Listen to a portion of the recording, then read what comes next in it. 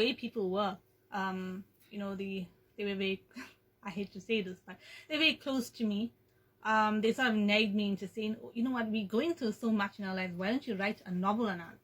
Okay. Right. Honestly speaking, I was such a big fan of fantasy. I said, no, the content is not strong enough. I'm not going to write a book about you guys. I'm not an investigative journalist. I'm not someone who writes autobiographies. Yes. So then they told me everything that they've been going on with the, you know, corruption, the fraud, and all the trouble they've been going through. And I said, okay, fine, this is what I can work with. Let me do this. So they once they provided meat I'm to their telling story. you, all the spice, all the fireworks. One after the other, I said, okay, this looks like something I could work on. And I did it because, like, I didn't really have to plot the novel. Like, every chapter that I ever wrote was based on what they did. I see. I didn't really expose anyone. I just, you know, fictionalized the names and the scenarios and everything because I'm a fiction writer. I'm not someone who's just going to expose people. I get you. Yeah, so it was based on that, based on all those people. Can you give us perhaps a short synopsis, maybe explain some characters? Yeah, sure. Simon Underwood, he's a failing insurance broker, Right. sales, con man, him and all his friends.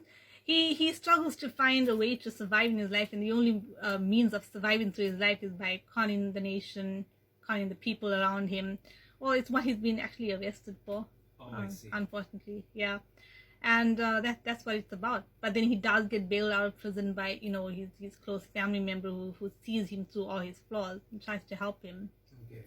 That's what the novel is about, you know, and him trying to find a way to help the nation through the deeds that he's done. Obviously by conning the people, but that is his only way of living. So our villain somehow becomes a hero at the end. He does, but through his own weird, bizarre way. not the conventional hero. No, not the conventional hero, no. I get you. Yeah. Okay. Going to the WhatsApps really quickly, we've got our first question for this evening, and thank you to our listeners. You can send us your queries or questions on 071-613-7803. So what they want as well is, you know, no matter who the person is, they want some sort of twist. They want that. You know, Yeah. like, although I may have been this great politician for years, Yes. but there was a moment in my life when I was like that. Ah, Yeah, okay. sure. I mean, everybody's been like that. So. I'm going to remain tight-lipped. Yeah, okay, no problem. Yeah. Me too, then. We go to WhatsApp quickly, and another message says, warm greetings, Senzo and Chanisse. Enjoying the chat this evening. Wonder if you incorporate African mystery and magic in your writing. I love this question. What, African magic? African mystery and magic in your writing. 100%.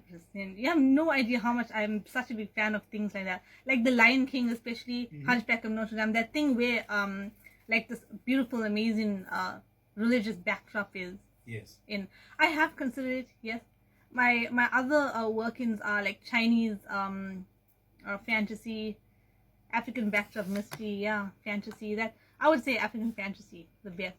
Something Really? along like with a religious twist, like how The Lion King was. Okay. In that genre and that tone, that is so moving for me.